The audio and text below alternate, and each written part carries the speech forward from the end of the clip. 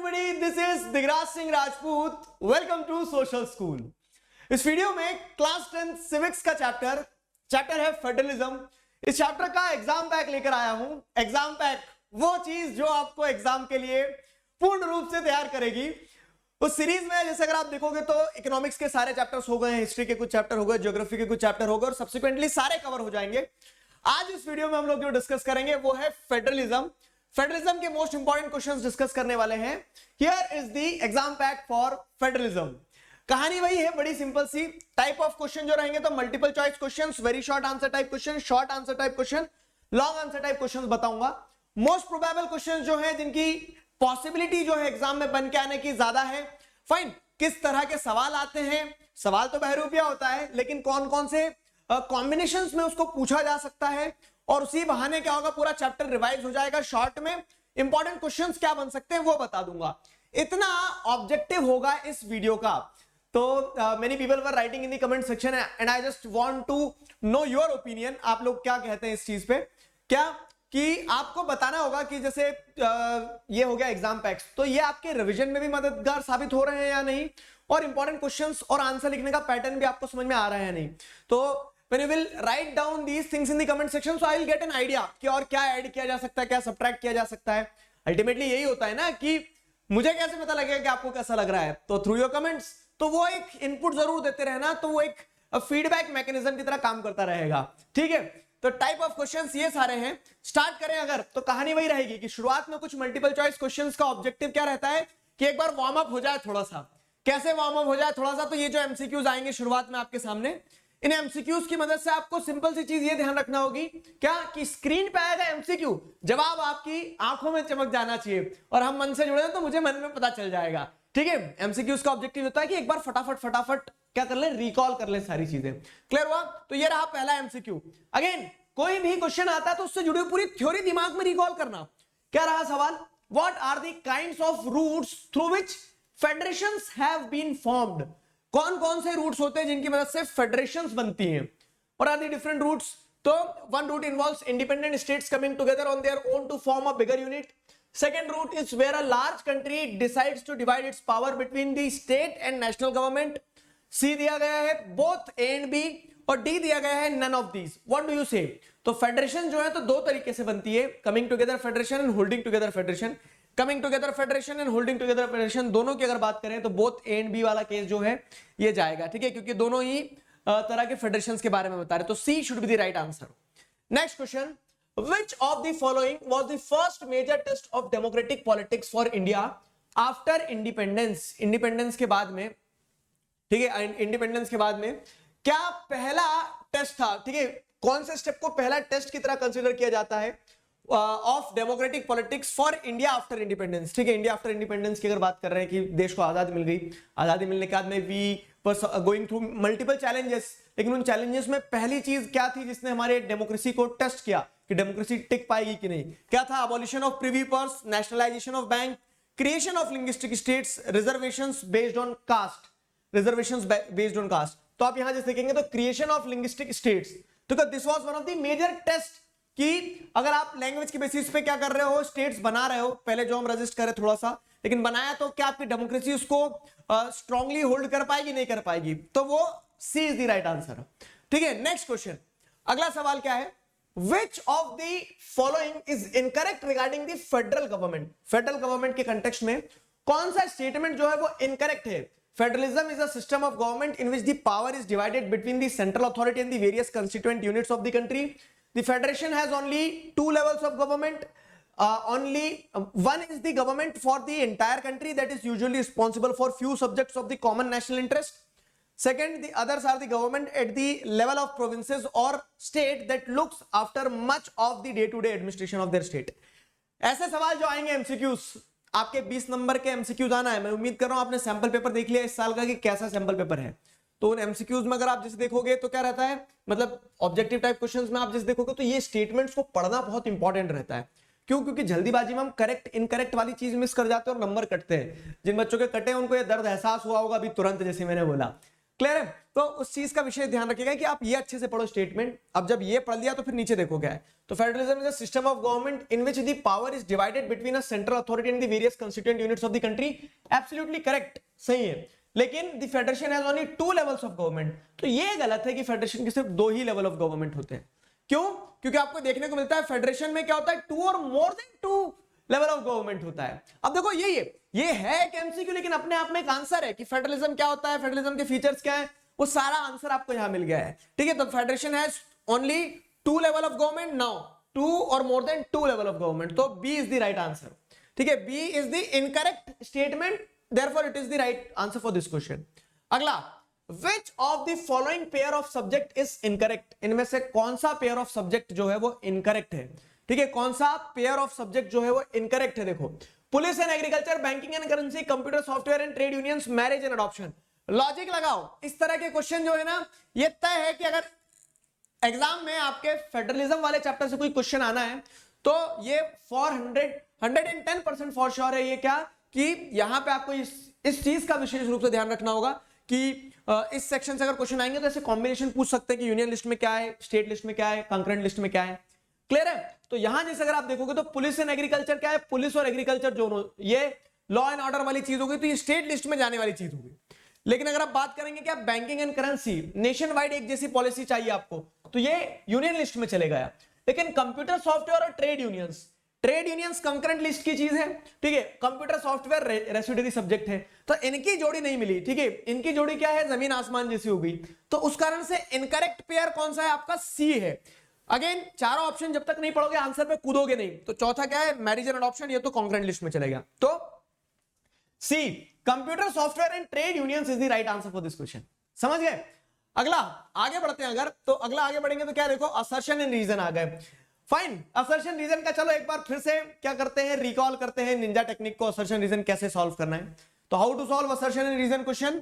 तो the rise of regional parties was also the beginning of the era of coalition governments. Is this statement correct और not, कि rise of regional parties was also the beginning of the era of coalition government. सही बात है, assertion is सही है। Check 1, assertion is true. Reason क्या दिया गया कि regional parties coming to power made it difficult for national parties to secure clear majority, and when it became difficult for national parties to secure clear majority, then the era of coalition government started। मतलब आपको assertion और reason को दोनों को पहले अलग अलग ऐसे देखना है, कैसे कि क्या असर्शन सही है, क्या रीजन सही है। चेक चेक, ठीक है, असर्शन भी सही है, रीजन भी सही है। फिर क्या दोनों में कहानी बैठ रही है, सुर और ताल मिल रहा है, नहीं मिल रहा है। तो जैसे अगर आप देखोगे तो the rise of regional parties was also the beginning of the era of coalition government, because regional parties coming to power made it difficult for the national parties to secure clear majority. So both A and R are true, and R is the correct explanation of A. तो option A should be the right answer. A आया था मन में, ठीक है, मुझे पता चला बहुत सारे बच्चों के मन में A आया था और बहुत सारों के मन में B भी आया था, है ना। तो A is the right answer for this question. अगला नेक्स्ट क्या है, which one of the following group of countries are an example of coming together federation। इनमें से कौन से देश जो है coming together federation का एक एग्जाम्पल है। ठीक है, कमिंग टुगेदर फेडरेशन का एग्जांपल बताना। देखो आपको कमिंग टुगेदर मतलब क्या होता है कि स्मॉलर इंडिपेंडेंट यूनिट्स जो है एक साथ आते हैं to form a bigger federation. ठीक है, ताकि वो रिसोर्सेज एंजॉय कर सके, सोवरेनिटी को पूल करके एक बड़ा यूनिट, पावरफुल यूनिट बन सके। तो which one of the following group of countries are an example of coming together federation. तो India, USA, Belgium, USA, Switzerland, Australia, India, Belgium, Spain, USA, Spain और Australia. क्या लगता है आपको, यूएसए, स्विट्जरलैंड और Australia.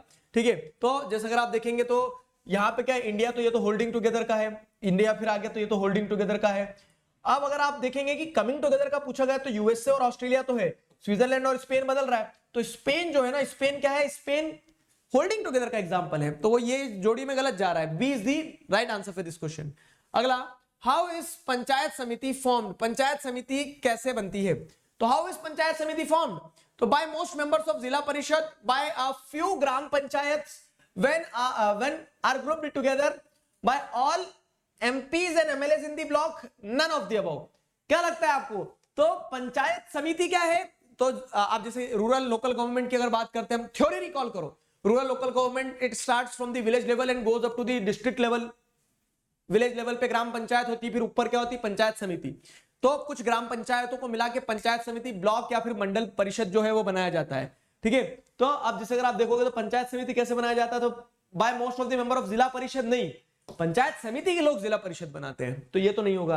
Bye a few gram panchayat when are grouped together, हाँ। By all MPs and MLAs in the block, no, none of the above होगा नहीं, क्योंकि B is the right answer. समझ गए ना, तो यहां पे B is the right answer for this question. Fine. एक और असर्शन रीजन आया, तो थ्योरीज रिकॉल करते चलना, जैसे क्वेश्चन आएगा आपके नजरों के सामने, उस क्वेश्चन की मदद से आपके दिमाग में पीछे पूरी कहानी दौड़ जाना चाहिए। अगला सवाल, असर्शन दिया है, the Indian union is not based on the principles of federalism. Indian union is not based on the principles of federalism. Reason क्या दिया है, the constitution of India declared India as a union of states. Reason ये दिया है कि जो constitution है, the constitution of India declared India as a union of states. तो Indian union is not based on the principle of federalism, तो ये अपने आप में गलत हो गया। अब ये गलत हो गया तो ये दो ऑप्शन तो एलिमिनेट ही हो गए हैं। Assertion is false, reason is true, ठीक है। तो अब रीजन गलत हो गई नहीं ना, तो assertion is false, reason is true, तो यहाँ पे A is the right answer, ठीक है। तो Indian union is based on the principle of federalism, this should be the right statement. तो उस कंटेक्स्ट में D is the right answer for this question, D is the right answer. समझ गए ना, तो यहाँ पे D is the right answer for this question. Next, अगला क्या है, अगला सवाल ये रहा, तो on which of the following subjects can both the union as well as the state government make laws? ऐसे कौन से सब्जेक्ट्स होते हैं जिसपे दोनों यूनियन और state government, on which of the following subjects can both the union as well as the state government make laws? तो state government state list पे, यूनियन गवर्नमेंट यूनियन लिस्ट पे, लेकिन दोनों के बीच में कॉमन कौन सी होती है, कंकरेंट लिस्ट। तो कंकरेंट लिस्ट दिया है क्या, कहीं दिया है, लेकिन सर यहाँ लिस्ट नहीं है, यहाँ तो सब्जेक्ट दिए हैं। तो बाबू फिर एक बार मैं बता रहा हूं आपको क्या, कि ये जो थोड़ा पार्ट है ना, इसमें ये यहां डाइसी होता है। मतलब चैप्टर बहुत इजी है, समझ में सारे टॉपिक्स आ गए सब कुछ, लेकिन मुझे पता है कहां फंसते हैं स्टूडेंट्स, ठीक है। ये जो पार्ट रहता है कि कौन सा किसकी लिस्ट में आ रहा है, वो ध्यान रखना। तो उसमें लॉजिक क्या लगाना, लॉजिक ये लगाना जैसे जो नेशनल इंपॉर्टेंस की चीज होती है, कम्युनिकेशन नेशनल इंपॉर्टेंस की है, डिफेंस नेशनल इंपॉर्टेंस की है, ठीक है। तो ये जो नेशनल इंपॉर्टेंस की चीज है वो किस में चली जाएगी, वो यूनियन लिस्ट में चलेगी। जो स्टेट लेवल पे जैसे हमने भी देखा, पुलिस हो गया, लॉ एंड ऑर्डर मेंटेन करना हो गया, ट्रेड हो गया, ये सारी चीजें क्या है, जो डे टू डे एडमिनिस्ट्रेशन का काम रहता है, एग्रीकल्चर से जैसे चीजें जुड़ी हो गई, तो ये सब किस में चले जाएगा, ये चला जाएगा स्टेट लिस्ट में। बचा क्या है, एजुकेशन, तो एजुकेशन किस में जाएगा, एजुकेशन जो है वो जाएगा कॉन्करेंट लिस्ट में, ठीक है। तो आपने देखा होगा सेंट्रल लेवल भी और स्टेट लेवल भी दोनों एजुकेशन पॉलिसीज वगैरह बनाते हैं, सारी चीजें। तो C education is the right answer.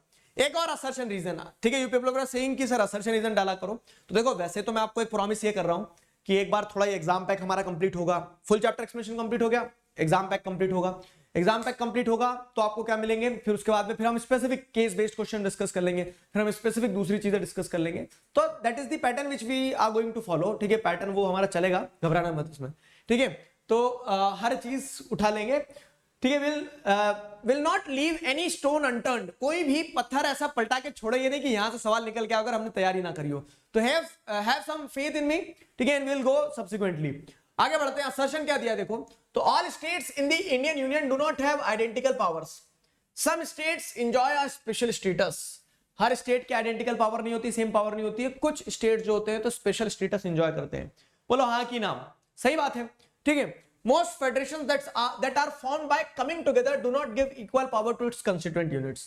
Reason देखो, assertion is true, step 1 check. Reason देखेंगे क्या रीजन ट्रू है, तो reason is not true. Most federations that are formed by coming together do not give equal power to its constituent units. तो यहां पे reason क्या हो गया, रीजन हो गया गलत, ठीक है। क्यों, क्योंकि कमिंग टुगेदर में तो इक्वल पावर दी जाती है।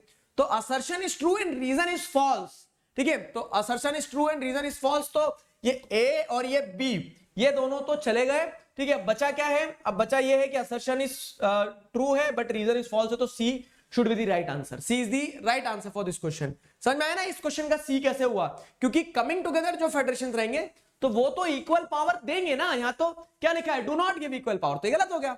अगला, coming together holding together federation, इसी अब जैसे सवाल आया तो सवाल सुनते से कमिंग टुगेदर फेडरेशन और होल्डिंग टुगेदर फेडरेशन, उनकी पूरी थ्योरी आपको रिकॉल हो जाना चाहिए। अगला सवाल है, both the union and the state government can make laws on the subject mentioned in the, किस पे, यूनियन और स्टेट गवर्नमेंट दोनों किस पे बनाएंगे, कॉमनली बैठ के भंडारा किस पे कर सकते हैं, वो कंकरेंट लिस्ट पे। तो C is the right answer, ठीक है, C concurrent list is the right answer. तो बधाई हो। इसी के साथ हमने एमसीक्यू वाला जो सेक्शन था हमारा वो कंप्लीट किया। अब ये मल्टीपल चॉइस क्वेश्चन वाला जो सेक्शन था, तो इसका ऑब्जेक्टिव ये रहता था कि थोड़ा सा वार्म अप हो जाए आप लोगों का, कि आपको चैप्टर के टॉपिक्स थोड़े थोड़े ध्यान आ जाए कि हाँ क्या क्या टॉपिक्स है उस तरह से। अब जो हमारा सेक्शन स्टार्ट होगा वो कौन सा है, very short answer type question. Again objective समझा देता हूं मैं क्या करता हूं, मैं आपको बता रहा हूं मैं कैसे बनाता हूं ये नोट्स। मैं लेके बैठता हूं एनसीईआरटी की बुक, एनसीईआरटी की बुक लेकर बैठता हूं। अब एनसीईआरटी की बुक में क्या होता है कि मैं पेज पलटते जाता हूं, चैप्टर फेडरलिज्म तक। अच्छा, पहले पेज पे मुझे कुछ समझ नहीं आया, मतलब कुछ ऐसा समझ नहीं आया जिससे क्वेश्चन उठाया जा सके। दूसरा पेज खोला, दूसरे पेज पे मुझे खोलते से मुझे समझ में आया कि यार यहाँ पे फेडरलिज्म की बात की गई, तो फेडरलिज्म शब्द पूछा जा सकता है क्वेश्चन बना के। 2 नंबर में वो मतलब एक वर्ड पे क्वेश्चन बन सकता है कि what do you understand bye federalism, बन गया ना। तो उस तरह से मैंने पूरी बुक में ऐसे देखते जाता हूं कौन कौन से वर्ड्स हैं जिन पे क्वेश्चन बन के आ सकता है, वो मैं वेरी शॉर्ट में डाल देता हूं। फिर क्या करता हूं, फिर एक बार वापस से शुरुआत से पेज पलटता हूं, तो कुछ चीजें इंटेंशनली छोड़ भी देता हूं मैं पहली बार में, कि जिन पे एक वर्ड के साथ साथ एक बड़ा, जैसे अब union list, state list, concurrent list, एक एक वर्ड पे भी क्वेश्चन बन सकते हैं। लेकिन वही union list, state list, concurrent list तीनों को एक साथ पूछा भी जाता है, ज्यादा पॉसिबिलिटी हो। दो के बीच में कंपैरिजन करके पूछा जा सकता है, ज्यादा पॉसिबिलिटी है। ठीक है, तो जो मैं अपने एक्सपीरियंसेस के बेसिस पे क्या ऐसे सवाल पूछे जा सकते हैं वो उस तरह से डालते चलता हूं। तो आपको ऐसा लगेगा कि शॉर्ट आंसर में इसको डाल दिया, लॉन्ग में उसको डाल दिया, ये इनका रिवर्स भी हो सकता है, तो बिल्कुल हो सकता है। यही क्वेश्चन फेडरलिज्म 5 नंबर में भी आ सकता है। What do you understand bye federalism, explain, long answer type में क्वेश्चन पूछ दिया, तो आपको 5 नंबर में पूछा जाएगा। तो वही वाली बात है कि कंटेंट आपके पास है, उसे कंप्रेस करना है, च्युइंगम बना के स्ट्रेच करना है, it all depends on you. तो आपको वो कला सीखना पड़ेगी मेरे साथ बस। बाकी आपने जब चैप्टर बहुत ईमानदारी से अगर पढ़ा है, एक एक चीज डिटेल में समझिए। Some people ask why the chapters are very lengthy. ठीक है, 5 घंटे कौन देखता है सर चैप्टर? तो 5 घंटे आप अगर जैसे देखोगे तो स्कूल में भी आपको एक पीरियड में चैप्टर नहीं पढ़ाया जाता। अगर पढ़ाया जाता है तो वो केस अलग है, लेकिन एक पीरियड में जब चैप्टर नहीं पढ़ाया जाता है, उसको 4-5 पीरियड तक पढ़ाते हैं, तो उसका ऑब्जेक्टिव क्या होता है कि हर चीज को डिटेल में समझाया जाए, हर चीज को डिटेल में समझाया जाए, ताकि फिर सवाल कहीं से भी पूछा जा सके। हर चीज होती है, मैं चाहूं तो आपको 10 मिनट में भी चैप्टर समझा सकता हूं, वो लेकिन रिवीजन वाली चीज रहेगी। आप सोचो कि 10 मिनट में चैप्टर कंप्लीट हो जाए, तो that is not the completion of the chapter, वो चैप्टर का रिवीजन होगा, वो करवाऊंगा मैं। ठीक है, एंड आई गेस कि आप लोगों ने कहानी सीरीज देखी होगी, तो अलग अलग कंटेक्स्ट में अलग अलग चीजें रहती है, उस चीज का ध्यान रखना बस। तो very short answer type questions की अगर बात करें, तो very short answer type question में जैसे वर्ड्स पे क्या सवाल बन सकते हैं, फेडरलिज्म बना एक। ठीक है, फेडरलिज्म बना, तो फेडरलिज्म की अगर हम बात करें, फेडरलिज्म में क्या है, तो फेडरलिज्म आपको पता है सिस्टम ऑफ गवर्नमेंट है, जहां पे क्या है 2 और more than 2 tiers of government होती है, एक सेंट्रल लेवल के लिए, एक स्टेट लेवल के लिए। ये सिंपल 2 नंबर में पूछा, तो यही 5 में पूछा जाए तो आप बताएंगे कि सेंट्रल गवर्नमेंट जो रहती है तो उन मुद्दों पे लॉज बनाती है, सारी चीजें जो नेशनल इंपॉर्टेंस के होते हैं, और जो स्टेट लेवल पे होती है तो वो गवर्नमेंट क्या करती है, डे टू डे एडमिनिस्ट्रेशन के पे लॉ बनाती है। रिसेंटली आप देखेंगे तो क्या होता है कि 3rd टियर ऑफ गवर्नमेंट भी ऐड किया गया, तो अब वही 5 नंबर का है, तो 5 नंबर के हिसाब से लिखना पड़ेगा, बातचीत ज्यादा करना पड़ेगी वहां। तो it will depend on the marks और the weightage which the question is carrying. Fine, तो फेडरलिज्म में, federalism is a system of government in which the power is divided between a central authority and various constituent units of the country. A federation has 2 levels of government, central and union level and the state and provincial level. ठीक है, central level का अलग काम होता है, state level का या फिर प्रोविंशियल लेवल कह लो उसका अलग काम होता है। तो उस तरह से माथा देखो तिलक करो, जितने नंबर का सवाल आएगा उतने नंबर में लिख देना। ठीक है, तो ये हो गया। अगला क्या है, यूनिटरी गवर्नमेंट। तो in a unitary system either there is one level of government or the subunits are subordinate to the central government। ठीक है, तो यूनिटरी गवर्नमेंट में क्या होता है, यूनिटरी सिस्टम में आपको क्या देखने को मिलता है कि either there is one level of government or the subunits are subordinate to the central government। ठीक है, तो one level of government होगी एक ही, या फिर जो subunits होंगे तो they will be subordinate to the central government। ठीक है, सेंट्रल गवर्नमेंट के सबऑर्डिनेट होंगे। the central government can pass on orders to the provincial or the local government। और ये जो सेंट्रल गवर्नमेंट होती है तो वो यूनिटरी गवर्नमेंट में जो सेंट्रल लेवल पे रहेगा वो क्या कर सकता है, सबऑर्डिनेट लेवल पे जो ऑर्गन्स रहेंगे उनको ऑर्डर पास ऑन करके बोल सकता है कि तुम ऐसा करो। तो domination of the central system जो रहेगा वो यूनिटरी गवर्नमेंट। एग्जांपल लिखने में आ जाएगा तो क्या लिखोगे आप, श्रीलंका, फेडरल में बेल्जियम। ध्यान आ रहा है, तो जो चैप्टर 1 पढ़ा है वो चैप्टर 1 का ही पार्ट एक्सटेंशन। ठीक, पावर शेयरिंग में ही हमने various what are the different forms of power sharing में ही अंदर पढ़ा था। क्लियर हुआ? तो इस तरह से अब ये जो मैंने आपको 2 नंबर में दिए, तो यही 5 नंबर में सवाल आ सकता है, डिफरेंशिएट करने को 3 नंबर में आ सकता है। सवाल जैसा आएगा उसका माथा देखना और तिलक लगाना। ठीक है, माथा देखना मतलब सिर देखो और उसका मतलब उस हिसाब से तिलक लगा। तो जैसे पंडित जी रहते हैं ना, तो वो आपके सिर देख के आपको तिलक लगा के बोलते हैं कि हाँ इतने का नोट रखो यजमान, फाइन, वो चीज है। क्लियर हुआ? तो क्वेश्चन की डिमांड के हिसाब से आपको आंसर लिखना रहेगा। फिर जो एक इंपॉर्टेंट चीज आएगी, तो देखो इसको मैंने वेरी शॉर्ट में भी डाला है, शॉर्ट में भी डाला है। कमिंग टुगेदर मतलब क्या है कि जब कमिंग टुगेदर में क्या है कि छोटे छोटे कंस्टिट्यूएंट यूनिट्स एक साथ आते हैं और एक बड़ा यूनियन बनाते हैं। होल्डिंग टुगेदर में क्या, एक बड़ा यूनिट पावर शेयर कर देता है अपने दूसरे कंस्टिट्यूएंट यूनिट्स में। ठीक है, ये क्वेश्चन प्रोमिनेंट है इस चैप्टर से when it comes to the differentiating between questions, differentiating between और इस तरह के जो क्वेश्चन आते हैं तो उनमें आने की पॉसिबिलिटी रहती है। तो coming together federations involves independent state coming together on their own and form a bigger unit so that by pooling sovereignty and retaining identity they can increase their security. Example given में USA, Switzerland and Australia आ जाएगा।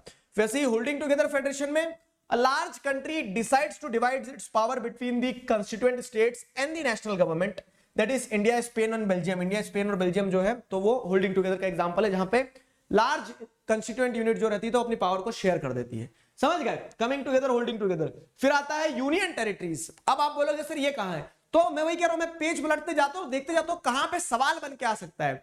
तो union territories क्या होता है, union territories भी country का वो हिस्सा, ठीक है, which is not that big that it can be created as an independent state. ठीक है, neither it is too small to be merged with another state, आप उसको या भी कह सकते हो इतना छोटा भी नहीं है, या फिर distinctively it is not feasible कि वहां की कल्चर, वहां की ज्योग्राफी को देखते हो आप अंडमान निकोबार को कैसे जोड़ोगे किसी स्टेट में, तो दूर है ना, और स्टेट बना नहीं सकते हो, तो वो यूनियन टेरिटरी ही रहेंगे। समझ गए, वो चीज रहती है। तो units of Indian union which enjoy very little power, और उनके पास पावर कम होती है।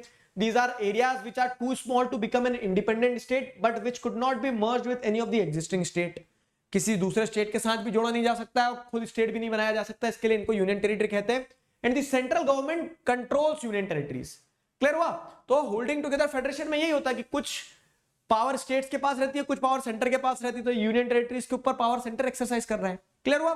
फिर क्या है, कोलिजन गवर्नमेंट। कोलिजन गवर्नमेंट का क्या है, तो कोलिजन कहां से आया, तो सेंटर स्टेट रिलेशन वाला टॉपिक है इस चैप्टर में। वहां पे पढ़ाते समय बताया गया है कि 1990s के बाद में कोलिजन गवर्नमेंट का एरा शुरू होता है, तो कोलिजन गवर्नमेंट को क्वेश्चन वहां से बन सकता है। क्वेश्चन क्या बनेगा, what do you understand bye collision government. तो गठबंधन की सरकार क्या होती है, गठबंधन की सरकार सिंपल, सीधी, सटीक ये होती है कि जब क्या होता है, जब आपको ये देखने को मिलता है कि कोई एक सिंगल पार्टी जो है तो वो मेजोरिटी नहीं गेन कर पाती है, तो दो और दो से ज्यादा पॉलिटिकल पार्टीज एक साथ यूनियन में आती है। एक साथ यूनियन में आने के बाद में वो क्या करती है, सरकार जो बनाती है तो वो कोलिजन गवर्नमेंट कहलाती है। समझ गए, वो चीज रहती है ये। तो collision government is formed when none of the contesting parties gate majority seats in the election for Lok Sabha और लेजिस्लेटिव असेंबलीज। तो लोकसभा या फिर लेजिस्लेटिव असेंबली में जब किसी एक पार्टी को क्लियर कट मेजोरिटी नहीं मिलती है, तो इन such a case two or more parties form a government by coming together. तो दो या दो से ज्यादा पॉलिटिकल पार्टीज क्या करती है, गवर्नमेंट बनाती है by coming together. And in such a case two or more political parties form a government by coming together. ठीक है, by making an alliance, by, ठीक है, by making an alliance and adopting a common programme. और ये जब सरकार बनाते हैं तो they make an alliance, common programme पे एग्री होते हैं। तो जैसे आप देखो ना, गठबंधन में क्या हो रहा है कि एक पार्टी को मेजोरिटी नहीं मिल रही तो दो पार्टीज एक साथ आके गवर्नमेंट बना रही है, वो चीज। क्लियर हुआ? रेसिडरी पावर एक सवाल बन सकता है, what do you understand by residuary power. तो union list, state list, concurrent list, वो भी आगे क्वेश्चन में डाला है। चैप्टर का हर एक हिस्सा कवर करते चल रहे हैं हम एग्जाम पैक में, लेकिन वो जैसे 3 के 7 क्वेश्चन बन के आने की पॉसिबिलिटी तेज होती है उसकी। यहां पे सिंगल इंडिविजुअल फॉर्म में, रेसिडरी पावर के फॉर्म में आ सकता है। तो all those subjects which do not fall in any of the list, union list, state list और concurrent list, and came up after the constitution was made, मतलब residuary list, residuary power, residuary subject क्या कहलाते हैं, तो वो issues, वो मुद्दे जो तीनों उसमें नहीं आ रहे, मतलब जो तीनों लिस्ट में नहीं आ रहे हैं, और जिन पे आपको क्या देखने को मिलते हैं, वो मुद्दे जो कॉन्स्टिट्यूशन के बनने के बाद इमर्ज हुए हैं। तो those subjects are known as residuary subjects. ठीक है, and the power to make laws on such subject resides with the central government. ठीक है, और ऐसे सब्जेक्ट्स पे, ऐसे मुद्दों पे लॉ बनाने की पावर किसके पास रहती है, लॉ बनाने की पावर सेंट्रल गवर्नमेंट के पास रहती है। तो ये रेसिडरी पावर हो गया। ठीक है, ये रेसिडरी पावर हो गया। शेड्यूल्ड लैंग्वेज, शेड्यूल्ड लैंग्वेज में क्या आएगा, आप देखो यहाँ पे शेड्यूल्ड लैंग्वेज की अगर हम बात करें तो शेड्यूल्ड लैंग्वेज में बेसिकली सिंपल सी चीज मैं आपको समझा रहा हूं। शेड्यूल्ड लैंग्वेज में ये आ जाएगा कि अब कहां से आ रहा है, तो वही हमारी जो लैंग्वेज पॉलिसी है तो उसमें आपको पता है कि एक शेड्यूल लैंग्वेजेस होती है। शेड्यूल लैंग्वेजेस तो हमारे कॉन्स्टिट्यूशन में वो जो 22 लैंग्वेजेस है इंक्लूडिंग हिंदी एंड इंग्लिश, जिन्हें हम ऑफिशियल लैंग्वेज की तरह इस्तेमाल कर सकते हैं। ठीक है, कोई भी कैंडिडेट अब 2 नंबर में आ गया तो क्या लिखोगे, बस ऑफिशियल लैंग्वेज, नहीं तो उसको इस तरह से आप डिफाइन कर सकते हो क्या कि 22 languages which are listed in the 8th schedule of a constitution are known as scheduled languages. A candidate in an examination conducted for the central government position में opt to take the examination in any of these languages, ठीक है। तो एक candidate जो central government की कोई exam में opt कर रहा है तो वो किसी भी भाषा में क्या कर सकता है, अपियर कर सकता है, ठीक है। वो शेड्यूल लैंग्वेज होती है। ये जो 22 लैंग्वेजेस हैं जो 8th शेड्यूल में है, तो ये शेड्यूल्ड लैंग्वेजेस कहलाती है। अगला क्या है, डिसेंट्रलाइजेशन। डिसेंट्रलाइजेशन मतलब क्या है कि when power is taken from a central authority, state government, central government से पावर लेके उसको डाइल्यूट कर दिया जाता है किसके तरफ, उसको डाइल्यूट कर दिया जाता है लोकल गवर्नमेंट के पास में, तो वो डिसेंट्रलाइजेशन कहलाता है। समझ गए डिसेंट्रलाइजेशन क्या है, तो when power is taken away from central and state governments and given to local government, it is called decentralisation. इसे डिसेंट्रलाइजेशन कहा जाता है। क्लियर है, तो ये डिसेंट्रलाइजेशन हो गया आपका। ग्राम सभा। अब अगर ग्राम सभा की बात की जाए तो व्हाट डू अंडरस्टैंड बाय ग्राम सभा। ग्राम सभा सिंपल सी चीज है। तो ग्राम सभा, ग्राम पंचायत जो होती है, तो ग्राम पंचायत हमें पता क्या है कि रूरल लोकल गवर्नमेंट में रूरल लेवल पे जो इलेक्टेड बॉडी होती है वो ग्राम पंचायत कहलाती है। और ग्राम पंचायत को इलेक्ट करने वाले जो अडल्ट वोटर्स की बॉडी होती है वो ग्राम सभा कहलाती है, ठीक है। तो ये बहुत छोटे छोटे वर्ड्स है, लेकिन इन पे क्वेश्चन आते हैं अगर बहुत छोटे वाले question, very short answer type question, तो उसके लिए प्रिपेयर्ड रहना मेंटली। मैं आपको इसीलिए एग्जाम बैक में डाल के चल रहा हूं सारे। तो gram sabha includes all the adult citizen voters of the village. It is empowered to support the gram panchayat body और to elect the leaders in the gram panchayat, ठीक है। ग्राम पंचायत के लीडर्स ग्राम सभा के लोग, मतलब जितने भी अडल्ट वोटर्स हैं वो सब ग्राम सभा के लोग हो गए। क्लियर हुआ। अगला सवाल क्या है, लिंग्विस्टिक स्टेट्स। एक चीज ये भी पूछी जा सकती है आप सकते, तो लिंग्विस्टिक स्टेट्स क्या होंगे, सिंपल सी चीज है कि लैंग्वेज के बेसिस पर जो स्टेट्स बनाए जाते हैं वो लिंग्विस्टिक स्टेट्स। तो states carved out, states created on the basis of languages people spoke in that specific area are known as linguistic states. तो ऐसे स्टेट्स जो लैंग्वेज के हिसाब से बनाए गए वो लिंग्विस्टिक स्टेट्स कहलाएंगे। समझ गए, तो ये लिंग्विस्टिक स्टेट्स हो गए आपके। तो मैं ये उम्मीद कर रहा हूं कि अब आपको very short answer type question से पूरे चैप्टर में आगे से पीछे तक दौड़ लगा ली हमने। पूरे चैप्टर में किस तरह से वन वर्ड वाले क्वेश्चन जो है जो वेरी शॉर्ट आंसर टाइप में बन के आ सकते हैं, डिफाइन टाइप में आ सकते हैं, वो बन गए, ठीक है। अब हम आगे बढ़ते हैं किस चीज में, शॉर्ट आंसर टाइप क्वेश्चंस में। एरो हवा में लटक रहा है, ठीक है। तो शॉर्ट आंसर टाइप क्वेश्चंस में क्या है कि what are the dual objectives of federalism. हाँ जी, देखो अगर आप बुक लेकर बैठे तो बुक को पलटते चलना, आपको समझ में आएगा कि हर एक कॉर्नर से मैं आपको बता रहा हूं क्वेश्चन कैसे आ सकते हैं। तो अब जैसे पहला टॉपिक आपका वही है फेडरलिज्म और यूनिटरी गवर्नमेंट, तो हमने आगे वेरी शॉर्ट में डिस्कस कर लिया। अब वही चीज अगर 3 नंबर में पूछ ली, डिफरेंशिएट करने को पूछ लिया, फेडरलिज्म और यूनिटरी गवर्नमेंट में डिफरेंशिएट करो, फाइन, तो कैसे भी आ सकता है। अब जैसे अगला टॉपिक है फीचर्स ऑफ फेडरलिज्म, तो वो 5 नंबर में ज्यादा आने की पॉसिबिलिटी है। इनफैक्ट रिपीटेटिव ईयर्स आप पूछते प्रीवियस ईयर क्वेश्चन बताओ, तो बाबू ये जो मैं बता रहा हूं ये सब प्रीवियस ईयर्स पर बेस्ड ही रहते हैं, क्योंकि प्रीवियस ईयर्स में भी पूछा वही जाएगा ना जो आपके एनसीईआरटी में दिया है। तो ये प्रीवियस ईयर में पूछा गया है, डुअल ऑब्जेक्टिव ऑफ फेडरलिज्म बताओ।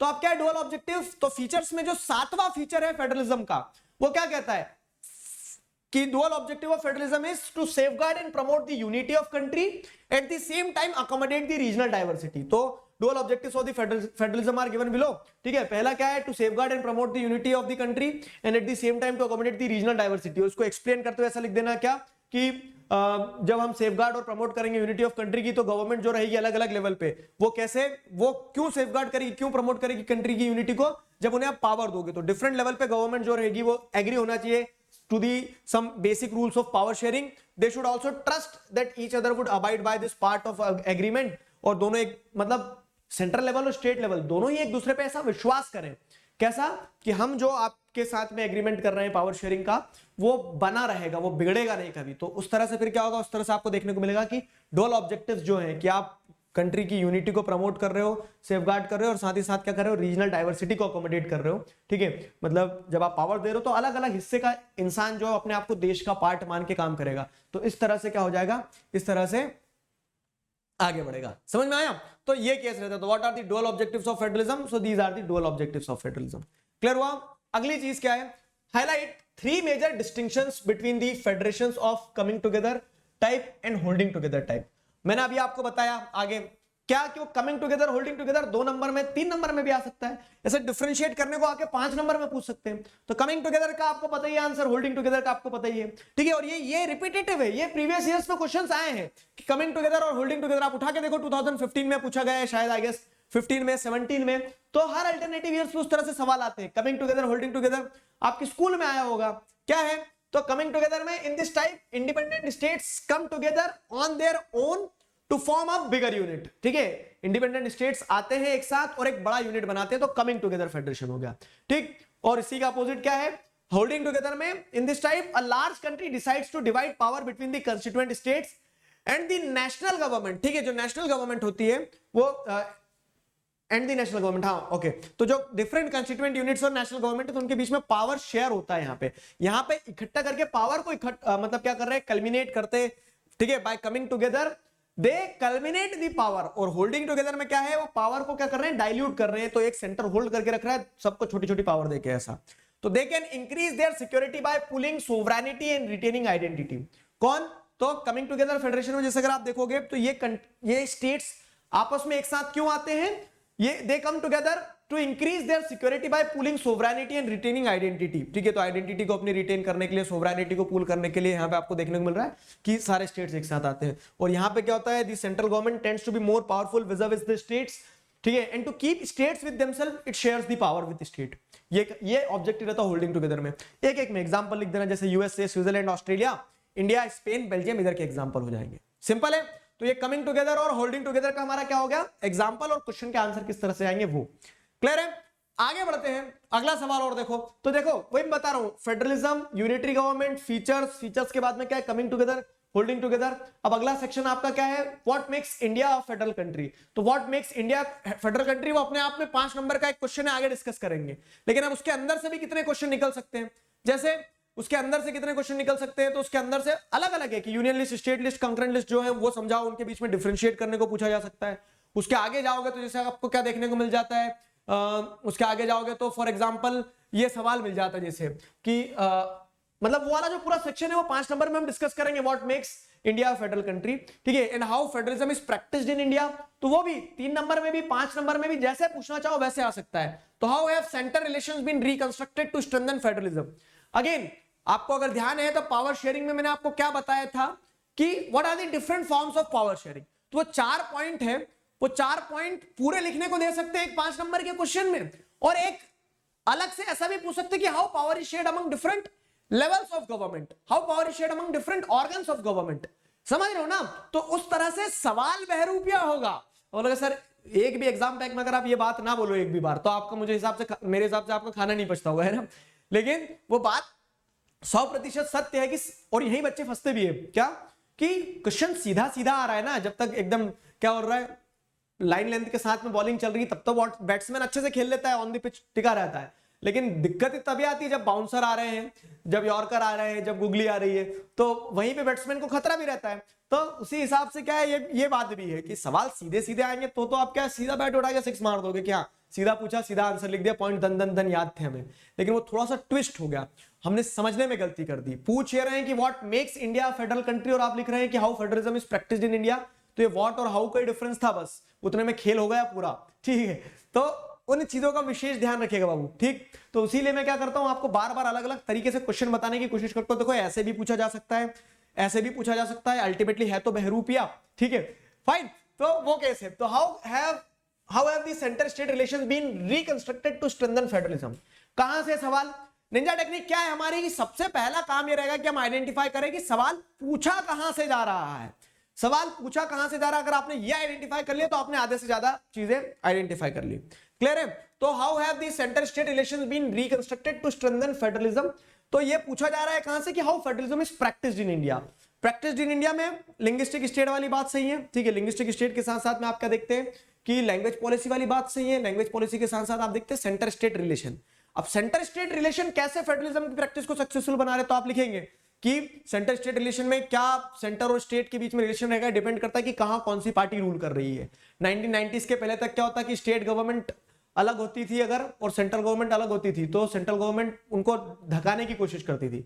1990s के बाद में जैसे जैसे कोलिजन गवर्नमेंट का एरा बनता चले गया, तो अब सेंट्रल गवर्नमेंट के लिए वो स्टेट पार्टीज, वो रीजनल पार्टीज इंपॉर्टेंट होती थी, तो इसके लिए वो उनको भी पूरा कंसीडर करती थी। समझ गए। तो अब आपको अगर स्टोरी लाइन ध्यान है तो आप उसके पॉइंट्स बना के लिख सकते हो, सिंपल है।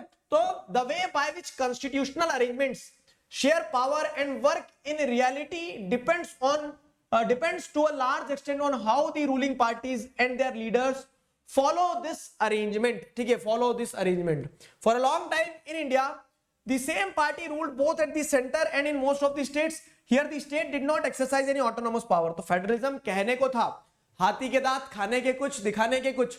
तो उसी तरह से फेडरलिज्म पहले था तो सही, लेकिन इफेक्टिवली प्रैक्टिस नहीं किया जाता था, क्योंकि वही सेंट्रल लेवल पे वही पॉलिटिकल पार्टी होती थी, स्टेट लेवल पे भी वही. तो सेंट्रल लेवल पे जो पार्टी रहती थी बोलती थी स्टेट के क्या इंटरेस्ट हमें थोड़ी ना सुनना है, हम तो एक ही तो पार्टी है, उस टाइप से. लेकिन फिर 1990s के बाद में एरा ऑफ कोलिशन गवर्नमेंट जब स्टार्ट हुआ ना, तो with the beginning of era of coalition government in India, this resulted in a new culture of power sharing between the state and the centre. तो state और centre के बीच में power sharing का एक नया दौर शुरू हुआ. ठीक है, एक नया दौर शुरू हुआ और यहां पे फेडरलिज्म और स्ट्रेंथन हुआ. तो how centre state relation have been reconstructed. तो सेंटर स्टेट रिलेशन के रिकंस्ट्रक्शन में 1990s एक वाटरशेड इवेंट रहा. उसके बाद में जब कोलिशन गवर्नमेंट का एरा चालू हुआ तो सेंटर भी अब क्या झुकने लगे स्टेट के सामने, नहीं तो पहले अकड़ में चलते थे. ठीक है, तो वो पूरा केस रहेगा. समझ में आई ना कहानी. तो ये एक चीज हो गई. आगे, why has federalism succeeded in India? Which were the policies adopted by the India that ensured this success? Explain. हाँ जी, आओ जरा इधर मैदान में. क्या है सवाल? सवाल ये है कि why has federalism succeeded in India? India में फेडरलिज्म है, सक्सेसफुल फेडरलिज्म है, क्यों सक्सीड कर गया? क्वेश्चन ये है. ठीक है, तो how federalism is practised in India, ये क्वेश्चन है. क्या आंसर लिखोगे? तो दोनों क्वेश्चन का आंसर सेम जाने वाला है, समझ गए ना, लेकिन क्वेश्चन तो अलग अलग है. तो एसेंस तो वही है ना कि दोनों ही जगह बात ये कही जा रही है कि इंडिया में फेडरलिज्म कैसे प्रैक्टिस किया जा रहा है, फिर इंडिया में फेडरलिज्म प्रैक्टिस किया जा रहा है तो क्यों किया जा पा रहा है, कैसे सक्सेसफुल है वो. ठीक है, तो which were the policies adopted by the India that ensured its success. तो क्या पॉलिसी थी? वही लिंग्विस्टिक स्टेट की, लैंग्वेज पॉलिसी की और सेंटर स्टेट रिलेशन की. ठीक है, तो लिंग्विस्टिक स्टेट्स में क्या है, तो हमने क्या करा, कोई भी स्टेट जो है, मतलब हमने स्टेट्स को लैंग्वेज के बेसिस पर बनाया. ठीक है, तो the creation of linguistic state in the first is the first and major test for democratic politics in country. Initially we were fearful कि कहीं देश को विभाजित ना कर दे, but it prove to be helpful in the unity of the country and the administration also. Local administration local language में आसानी से होने लगा. तो ये एक एडवांटेज हो गया. दूसरा क्या, लैंग्वेज पॉलिसी. तो the second test for Indian federation is the language policy. The Indian constitution did not give the status of national language to any one of the language. यहां पे ये पॉइंट आपको समझना होगा कि लैंग्वेज पॉलिसी दूसरी हमारी रही कि लैंग्वेज पॉलिसी में क्या है, जो सेकंड टेस्ट रहा इंडियन फेडरेशन का, कि हमने किसी एक भाषा को क्या कर दिया, नेशनल लैंग्वेज का दर्जा नहीं दिया. शेड्यूल्ड लैंग्वेजेस में हमने 22 लैंग्वेजेस डाली, ताकि क्या हो कि कोई भी एक लैंग्वेज का इंसान जो है वो अगर डोमिनेट कर जाएगा, दूसरी language speaking regions alienated feel करेगी, तो वो श्रीलंका जैसी स्थिति होगी. तो हमारी लैंग्वेज पॉलिसी ने हमारे यहाँ फेडरलिज्म को सक्सेसफुल बनाया. तीसरा, centre state relation restructuring. The centre state relation is one of the major way in which federalism has been strengthened in practice. ठीक है, तो रीस्ट्रक्चरिंग जो हुआ 1990s के बाद में, जो अभी हमने यहां डिस्कस किया, बस देखा. तो एक क्वेश्चन अपने आप में बड़ा ये लेके आ सकता है टॉपिक, और उस टॉपिक के अंदर से एक 3 नंबर का क्वेश्चन बन के आ सकता है.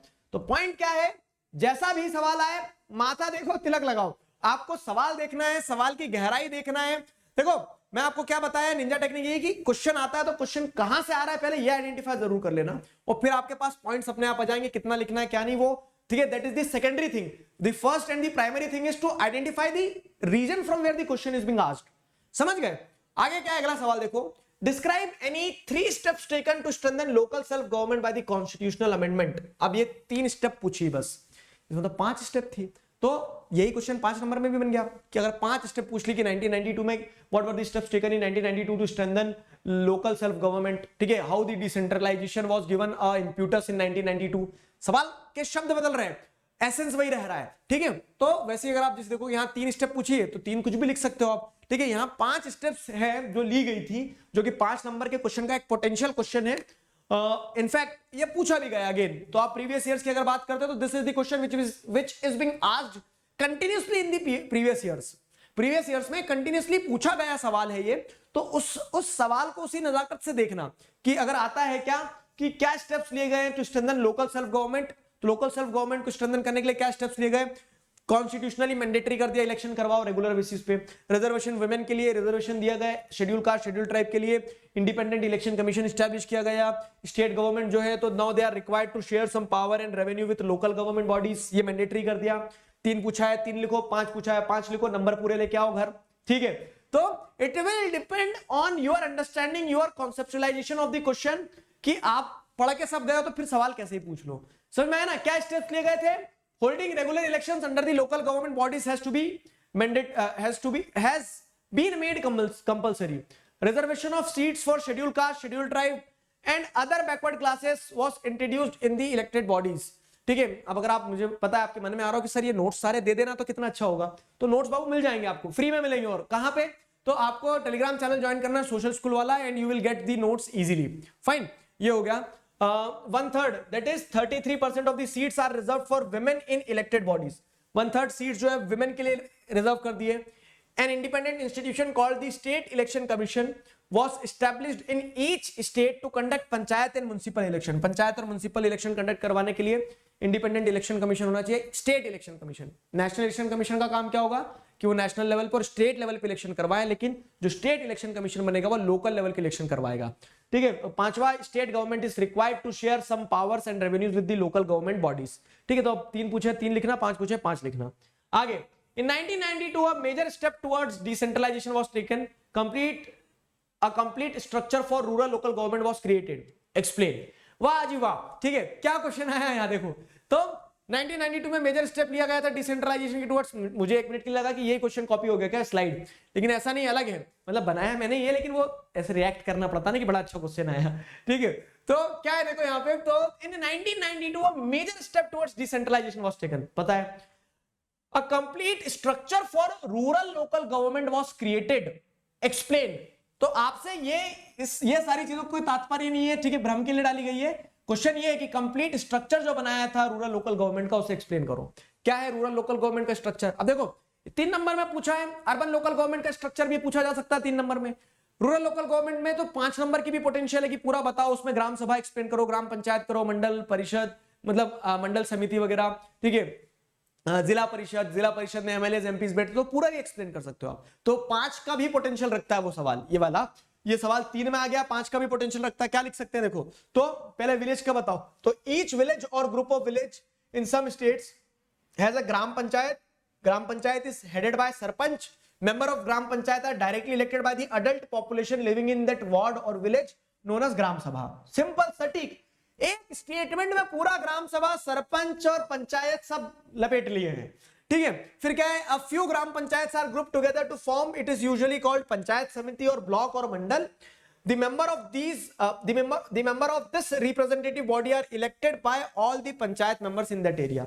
ठीक है, तो उस एरिया में जितने भी पंचायत मेंबर्स रहते हैं, तो सबके द्वारा वो ग्राम पंचायत के मेंबर्स को इलेक्ट किया जाता है. ठीक है, ग्राम पंचायत नहीं, मंडल या फिर ब्लॉक या फिर पंचायत समिति. और फिर उसी के बाद में आप देखोगे तो विलेज लेवल, इंटरमीडिएट लेवल और डिस्ट्रिक्ट लेवल पे क्या हो जाएगा, तो जितनी भी पंचायत समितिज है या फिर जिन्हें मंडल कहोगे आप डिस्ट्रिक्ट के अंदर में, तो वो सारी पंचायत समिति को जब जोड़ दिया जाता है तो वो क्या बनती है, जिला परिषद बनता है. ठीक है, और जिला परिषद चेयरपर्सन जो रहता है वो पॉलिटिकल हेड होता है जिला परिषद का. तो ये क्या है, ये पूरा का पूरा स्ट्रक्चर है रूरल लोकल गवर्नमेंट का, जो 1992 में क्रिएट किया था, मैंडेटरी कर दिया था इसके इलेक्शन वगैरह, है कि नहीं. तो स्ट्रक्चर पूछा है, स्ट्रक्चर आपको लिखना है सिंपल. ये अर्बन लोकल गवर्नमेंट का पूछ सकते हैं. क्लियर हुआ ना. तो इस तरह से विशेष रूप से ध्यान रखना है कि सवाल क्या पूछ रहा है आपसे, और उसके अकॉर्डिंग फिर आंसर देते चलना. अगला सवाल, अब आ जाओ लॉन्ग आंसर टाइप क्वेश्चन पे. तो देखो यहां से वहां तक पूरा कंप्लीट कर लिया हमने, यहां से वहां तक पूरा कंप्लीट कर लिया.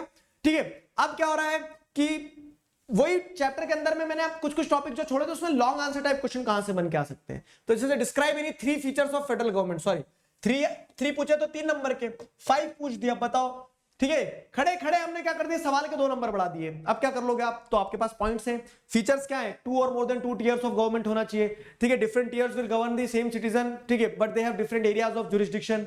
फिर क्या हो रहा है कि sources of revenue clearly specified होना चाहिए. इन केस ऑफ डिस्प्यूट क्या होना चाहिए, एक न्यूट्रल बॉडी होना चाहिए जिसका काम क्या होगा कि डिस्प्यूट्स को सेटल करे, जुडिशरी. तो जुडिशरी जो है supreme court acts as an umpire. समझ में आया. तो ये सारे पॉइंट्स फीचर में चले जाएंगे. 5 नंबर में पूछा है, 5 लिखो. क्या है 5, तो there are 2 or more levels or tiers of government. Different tiers of government govern the same citizen, but each tier has its own jurisdiction in specific matters of legislation, taxation and administration. फिर क्या है, the jurisdiction of the respective levels or tiers of government are specified in the constitution. ये जो jurisdictions होंगी अलग अलग levels की, तो they are specified in the constitution. The fundamental provision of constitution cannot be unilaterally changed. ठीक है, unilaterally changed by one level of government. Such change require the consent of both the levels of government. ये क्या हो गया कि कोई fundamental provision अगर बदलने की बात आ रही है तो उसके लिए दोनों लेवल ऑफ गवर्नमेंट का कंसेंट चाहिए रहता है, वो वाली चीज हो गई। ठीक है, फिर क्या है, courts have the power to interpret the constitution and power of different levels of government. Court के पास में क्या पावर होती है, to interpret the constitution, constitution को इंटरप्रेट करना। Courts have the power to interpret the constitution and powers of different level of government, कि किस लेवल ऑफ गवर्नमेंट के पास कितना पावर होगा। ठीक है, डिस्प्यूट आ रहा है तो कोर्ट्स क्या करेंगी, रिजॉल्व करेंगी। तो ये सारे फीचर्स हैं, डुअल ऑब्जेक्टिव होते हैं, वो भी इसमें लिख सकते हो अगर याद नहीं आ रहे हैं कुछ तो इस तरह से फीचर्स वाला क्वेश्चन। Again let me tell you one very interesting experience of mind. मैंने पढ़ाना 5 साल पहले चालू किया, तब मैं आपको बता रहा हूं जो पहला बैच था तो ऐसे बोलते हैं ना गट फीलिंग आती है, गट फीलिंग। तो this question is very nostalgic for me. तो बोर्ड एग्जाम के एक दिन पहले मैंने ऐसा बोलते ना कि सर आप एक बता दो क्वेश्चन जो पक्का आएगा एग्जाम में, तो मुझे गट फीलिंग थी कि ये जरूर आएगा। उस समय पे भी ऐसे ही पूरा सिलेबस आता था, इनफैक्ट उस समय तो चैप्टर और भी थे, इंडो चाइना वगैरह वाले और चैप्टर जुड़े हुए थे सिलेबस में। तो मैंने ये क्वेश्चन बताया और ये क्वेश्चन आ गया एग्जाम में। तो जब से मुझे इस क्वेश्चन पे बोर्ड एग्जाम में हमेशा कॉन्फिडेंस रहता है कि इससे आएगा। और फिर एक वो आपने अगर नेशनलिज्म इन इंडिया वाला चैप्टर देखा उसका एग्जाम तक, तो वहां पे भी वो जो फर्स्ट वर्ल्ड वॉर वाला है, ये आपके फॉर श्योर एग्जाम्स में आए होंगे, यूनिट टेस्ट वगैरह में। तो कुछ क्वेश्चंस ऐसे रहते हैं ना जो बोलते हैं सदाबहार टाइप के, तो ये सदाबहार वाली कैटेगरी में ये लाइन में सबसे आगे खड़ा है। ठीक, तो इन क्वेश्चंस को तो ऐसा है कि याद कर ही लेना है, हमें समझ लेना ही है अच्छे से। ये क्वेश्चन फॉर श्योर है, कहीं ना कहीं किसी ना किसी सेट में गिरते ही गिरते हैं। ठीक है, तो ये हो गया फीचर्स वाला। अब क्या है, describe the division of powers divided between state and central government in India. ठीक है, तो हमें पता है कि फेडरल गवर्नमेंट के फीचर में भी हमने पढ़ा क्या कि different tiers of government govern the same citizen but each tier has its own areas of jurisdiction. तो different tiers of government will govern the same citizen, लेकिन हर गवर्नमेंट के अपने अपने क्या होते हैं, एरियाज ऑफ जुरिस्डिक्शन होते हैं। तो वो यहां पे पूछा गया है, क्या पूछा गया है कि जो पावर डिवाइडेड है सेंट्रल और स्टेट गवर्नमेंट के बीच में इंडिया में, तो वो पावर बताओ कैसे डिवाइडेड है। तो पावर कैसे डिवाइडेड है देखो यहां पे बताया गया है कैसे कि यूनियन लिस्ट, स्टेट लिस्ट और कंकरेंट लिस्ट के फॉर्म में पावर डिवाइडेड है।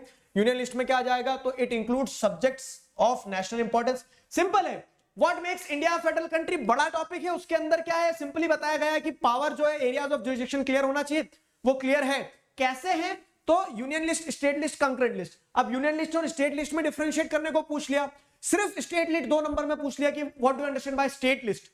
तो सवाल कैसा भी आए, ध्यान है ना कहानी, यूनियन लिस्ट में क्या जाएगा, it includes subjects of national importance, defence of the country, foreign affairs, banking, communication and currency. ठीक है, the central government alone can make decisions on these matters. The aim of including these matters in union list is to ensure uniformity in the policy of these areas throughout the country। पूरी country में क्या है, uniformity बनी रहे, इसके लिए union list में ये सारे मुद्दे डाले जाते हैं। ये यूनियन लिस्ट हो गया। स्टेट लिस्ट में क्या जाएगा, तो it includes subjects of state and local importance such as police, trade, commerce, agriculture and irrigation. The state government alone can make laws and decisions on these areas। State list में क्या हो जाएगा कि state government के पास power रहेगी, day to day administration के subjects आ जाएंगे। कंकरेंट लिस्ट में क्या आएगा, तो it includes those subjects which are of common interest to both central as well as state governments. It includes matters like education, forest, marriage and trade unions. Both the central and state government can make decision on these matters. अब आप बोलोगे sir 5 number का question है, 3 ही number लिखे, तो अब देखो, अब हाँ ये मतलब इंटेंशनली डाला है मैंने। क्यों, क्योंकि एक प्रॉब्लम ये लेके आते हैं बच्चे कि सर 5 नंबर का क्वेश्चन, लेकिन उसमें पॉइंट तो 3 ही ध्यान आते हैं हमें, जैसे यहाँ 3 ही है कि union list, state list, concurrent list. अब क्या लिखेंगे, तो पावर डिवाइड जो हो रही है state, union list, state list, concurrent list में होती है। अब एक इंट्रोडक्शन दे सकते हो क्या कि what makes India federal country के हिसाब से, जैसे अगर आप देखोगे तो the division of power is very essential in a federal country because it is one of the basic feature of federal country, and in India also the power is divided between state and central government through the following ways। तो उसमें आपने क्या intro देके लिख दिया, union list, state list, concurrent list, 4 point हो गए आपके। हाँ, इंट्रो 3 पॉइंट।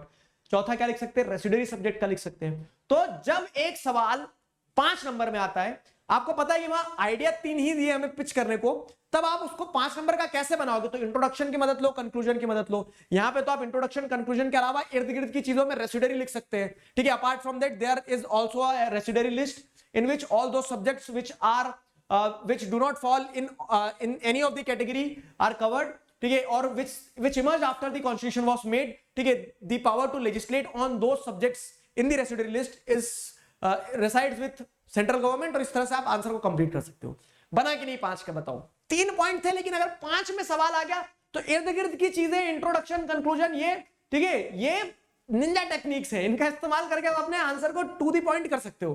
ठीक है, मतलब जो रिक्वायरमेंट है उसके अकॉर्डिंग आप उसको प्रेजेंट कर सकते हो। समझ गए, ये चीज हो गई। तो what makes India federal country, देखो ठीक है, ये एक के पीछे एक लगाई है इंटेंशनली, क्यों? क्योंकि ये आपको एक बड़े टॉपिक से, एक पार्ट से 5 नंबर का क्वेश्चन पूछ मारा है, और वही बड़े टॉपिक को 5 में अगर पूछ लेगा कि what makes India a federal country, तो क्या लिखोगे? तो पूरा टॉपिक देखो, ये तो डायरेक्ट क्वेश्चन है। ठीक है, how you can say that India is a federal country, support this state, support with your arguments. तो आप कैसे बताओगे कि इंडिया एक फेडरल कंट्री, क्या आर्ग्यूमेंट दोगे? तो आप वहां पे पूरा बताना चालू करोगे, तो 2 और more than 2 tiers of government, तो इंडिया के कंटेक्स्ट में, yes we have central government, state government, in 1990 आपको क्या देखने को मिलता है, 1992 में with the constitutional amendment third tier of the government was added. ठीक है, तो वो पॉइंट लिख दिया आपने।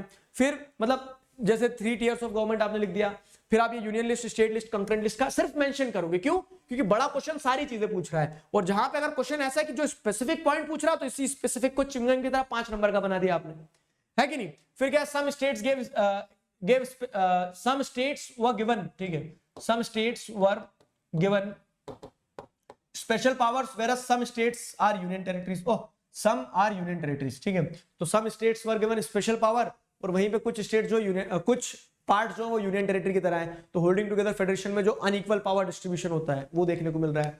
ठीक है, any amendment required the majority of 2/3 members of both the houses, then it has to be ratified by the legislature of at least half of the total states, fundamental provisions cannot be changed unilaterally। तो ये जो argument है, ये proof कर रहा है क्या, कि India is a federal country. ठीक है, India is a federal country, क्यों? क्योंकि यहाँ पे फंडामेंटल प्रोविजंस यूनिलैटरली नहीं बदले जा सकते। मैं आपको एक ढांचा देता हूं आंसर में, कभी भी ये गलती मत करना है कि नोट्स की मदद से बोलोगे हाँ सर ऐसा कैसा टीप टाप के आ जाएंगे।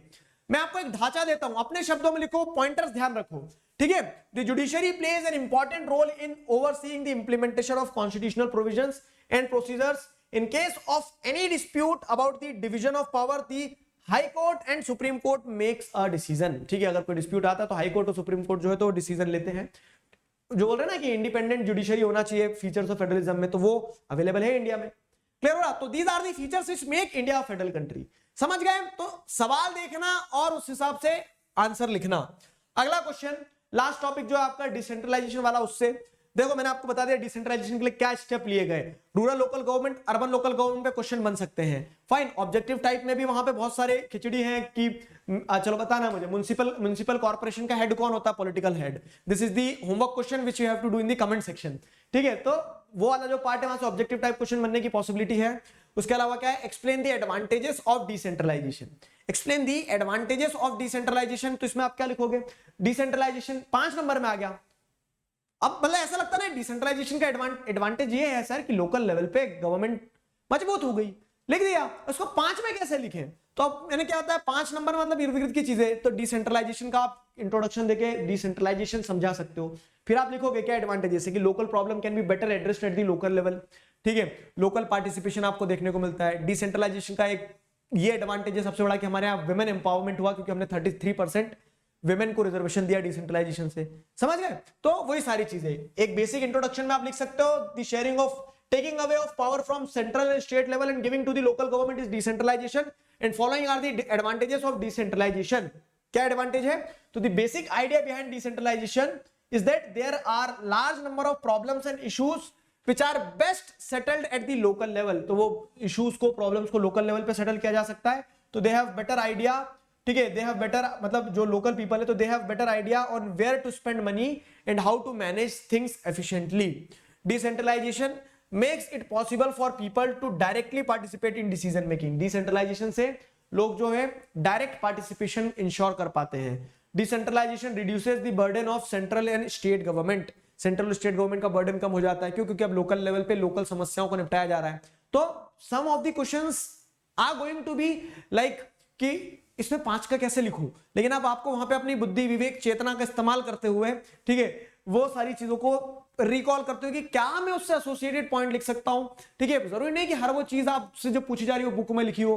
थोड़ा आपकी understanding based, competency based questions क्या होते हैं, वो ऐसे तो होते हैं कि आप उसमें कितना समझ के किस तरह से कह सकते हैं कि रेप्लिकेट कर पा रहे हैं आंसर्स को, अपने थॉट्स को वर्ड्स में। ठीक है, फिर क्या है, decentralization leads to the women empowerment as it provides that at least 1/3 of all position are reserve for women in all the local bodies. समझ गए ना? तो दीज आर दी पॉइंट्स, ये एडवांटेजेस हो गए। क्लियर है? ये एडवांटेजेस हो गए। आगे बढ़े तो in 1992 a major step was complete structure of rural local government was created explain. मतलब ये तो सेम हो गया, रिपीट हो गया, लेकिन उसमें पॉइंट वही जाएंगे सारे, अगर यही 5 नंबर में आ जाएगा तो। ध्यान आया ना? अब आप क्या करोगे, स्कोर एक्सप्लेन कर दोगे ग्राम सभा वगैरह को। तो एक क्वेश्चन को मैं आपको यहाँ पे 2 बार क्यों डाल के दे रहा हूं, क्योंकि अगर आप देखोगे ये क्वेश्चन अगर 5 में आ गया तो अब क्या करोगे आप, इसमें ग्राम सभा एक्सप्लेन कर देना। ठीक है, ग्राम सभा एक्सप्लेन कर देना कि रूरल लोकल गवर्नमेंट पे क्या बना है। ठीक है, और फिर यहां आप जैसा बताओगे जिला परिषद में क्या है, एमएलए और एमपीस वगैरह भी बैठ जाते हैं। ठीक है, वही क्वेश्चन 5 में, वही क्वेश्चन 3 में, किसी भी कंटेक्स्ट में आ जाए, सिंपल सी चीज है। क्लियर हुआ? So this was the story. अब अगर सिमिलर क्वेश्चंस की बात करूं तो देखो और किस किस तरह से परमुटेशन कॉम्बिनेशन बना के सवाल बन के आ सकते हैं, जो आपको प्रैक्टिस करना होगा। कहां प्रैक्टिस करना होगा? खुद से प्रैक्टिस करके देखना। पूरा चैप्टर का एग्जाम पैक देख लिया आपने तो क्या कि what is the main difference between federal form of government and unitary one. ठीक है, जो हमने 2-2 नंबर में पढ़ा वही अगर 3 नंबर 5 नंबर में आ गया इस तरह से तो डिफरेंशिएट कर दो। अगला क्या है, describe any 3 provisions of amendment made in Indian constitution in 1992। अब क्या हो रहा है, शब्द बदले बस, वही 3 टियर गवर्नमेंट या फिर सिंपल सी चीज है 1992 में क्या चेंजेस आए। तो आप 3 पॉइंट कुछ भी लिख सकते हो, फिर उसमें वुमेन के लिए 1/3 सीट रिजर्व कर दिए, कॉन्स्टिट्यूशनली मैंडेटरी कर दिया, state election commission independent establish कर दिया। ठीक है, were you be able to differentiate between state list and concurrent list. क्या है, आप क्या स्टेट लिस्ट और कंकरेंट लिस्ट में डिफरेंशिएट कर पाओगे? खूब आसानी से कर पाएंगे। लिख दो 3 नंबर के हिसाब से कि स्टेट लिस्ट में state day to day administration के सब्जेक्ट्स आते हैं, सब्जेक्ट्स जो आते हैं वो लिख दो। यूनियन लिस्ट में नेशनल इंपॉर्टेंस के आते हैं, जो सब्जेक्ट्स आते हैं डिफेंस वगैरह वो लिख दो। ठीक है, state any 2 achievements and any 2 problems of Panchayati raj system in India. हाँ, ये आपको लिखना है, 2 achievements and 2 problems of Panchayati Raj. Problems क्या लिख सकते हैं, तो हिंट देता हूं मैं आपको लास्ट में। क्या है कि आज भी रेगुलर इलेक्शंस नहीं होते हैं, आज भी आप जिस देखोगे तो सरपंच पति वाला कंसेप्ट चल ही रहा है। आज भी क्या है, स्टेट जो है तो पूरी तरीके से पावर डाइल्यूट नहीं कर रहे हैं। ठीक है, तो वो सारी चीजें जो प्रॉब्लम्स है और एडवांटेज। अचीवमेंट्स तो हमने इधर देख ही लिया, अचीवमेंट्स ये। ठीक है, ये अचीवमेंट्स देख ही ले, तो ये आंसर आप लिखने की कोशिश करो अपने शब्दों में। उसके अलावा और कैसे क्वेश्चन बन सकते हैं देखो, तो व्हाट इज अ ग्राम सभा, describe any 4 functions of gram सभा, और 5 नंबर पे क्वेश्चन पूछ दिया। क्या ये आंसर लिख पाओगे आप, बताओ? ठीक है, ये भी एक होमवर्क क्वेश्चन दे रहा हूं मैं आपको। ग्राम सभा क्या है, तो आपको ग्राम सभा बता दिया, ऑल अडल्ट मेंबर्स की जो बॉडी है, ठीक है, जो पंचायत को इलेक्ट करती है, ग्राम सभा हो गई है। 4 फंक्शंस, तो अकाउंटेबल करती है वो ग्राम पंचायत को, वो ग्राम पंचायत के फॉर्मेशन में एक इंपॉर्टेंट रोल प्ले करती है। ठीक है, डायरेक्ट डेमोक्रेसी का एक एग्जांपल है। तो उस तरह से फंक्शन मैंने हिंट दे दिए, लिखना है ये भी आंसर, लिख के देखना है सारे आंसर्स। ठीक है, अगला क्या जाएगा, state any 2 differences between the local governments before and after the constitutional amendment. क्या है, state any 2 differences between the local government. देखो ये क्रिएटिव थिंकिंग पे थोड़ा सा क्रिएटिव क्वेश्चन बन गया कि लोकल गवर्नमेंट तो 1992 के पहले भी थी और 1992 के बाद में भी थी, क्या डिफरेंस होगा दोनों में? ठीक है, क्या डिफरेंस होगा? जैसे 10th के पहले भी आप स्टूडेंट थे, 10th के बाद भी स्टूडेंट ही रहोगे, लेकिन दोनों केसेस में क्या डिफरेंस हो जाएगा? सोचते ना हम ऐसे, तो ऐसे ही सोचना इस क्वेश्चन पे भी। ठीक है, एक और क्वेश्चन इंटरेस्टिंग डाला है, देखो क्या कि in panchayati raj system 1/3 of seats have been reserved for women. Fine, do you feel that the same should be done for state legislature at the parliament? Support your answer with the arguments.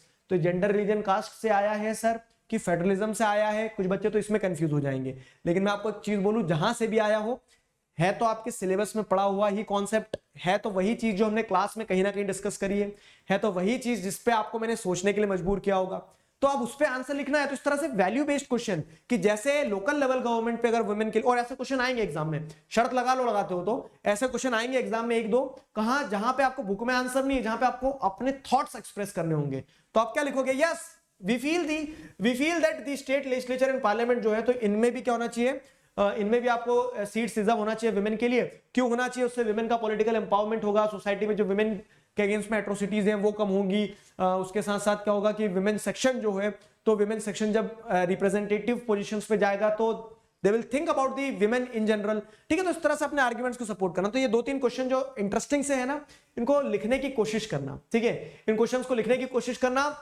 ये वाला chapter जो है इसका exam pack होता है complete. Civics में अब सिर्फ एक चैप्टर बचा है, gender, religion, caste. Gender, religion, caste का मैं आपको एग्जाम पैक देता हूं, तो इकोनॉमिक्स की बुक भी कंप्लीट, सिविक्स की भी कंप्लीट, फिर हिस्ट्री और ज्योग्राफी भी ऐसे ही सब्सिक्वेंटली हो जाएगा। एग्जाम में भी बहुत समय है, ये वीडियो बहुत सारे बच्चे बाद में देख रहे होंगे, तो जब तक सब बन भी गया होगा, all what you are required to do is to just search ठीक है, तो इसी नोट पे हम क्या करते हैं, इसी नोट पे कहानी को यहां देते हैं अभी के लिए विराम।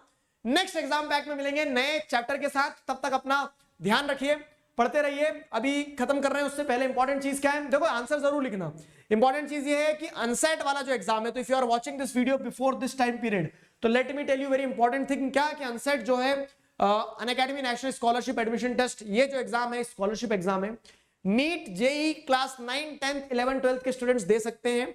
और इस एग्जाम के बेनिफिट्स ये हैं कि you can win up to 100% scholarship, euro space centre जाने का मौका मिलेगा टॉप रैंकर्स को, स्पेशल रैंकर्स ग्रुप में जहां पे स्पेशल मेंटर्स आपके साथ कंधे से कंधा मिलाकर आपकी तैयारी करवाएंगे। और इन एडवांटेजेस के ऊपर क्या है कि रिसेंटली जैसे अब ये लिमिटेड पीरियड ऑफर है कि अगर आप अनसेट एग्जाम में एनरोल करते हो तो you will get the 15 days of Unacademy subscription for free, Unacademy subscription for free मिल जाएगा, but you have to use the code Digraj DIGRAJ Digraj for this, ठीक है। So these are the advantages and I would suggest that you should enrol in this exam UNSAT, ठीक है। Unset में enrol करो, 8 तारीख और 15 तारीख को एग्जाम होगा, ठीक है। उसके अलावा 10th क्लास के लिए मेरा भी ये बैच आया है, उमंग batch.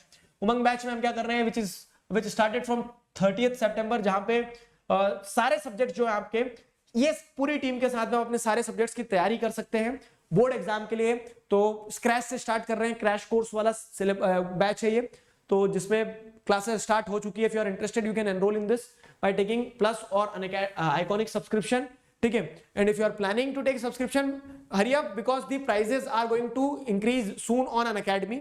Fine, so this is the whole story, I hope you people enjoyed it. Next video में मिलेंगे अगले चैप्टर के साथ, तब तक अपना ध्यान रखिए। अभी के लिए साइन ऑफ करता हूं, signing off with this, together we can we will, thank you very much.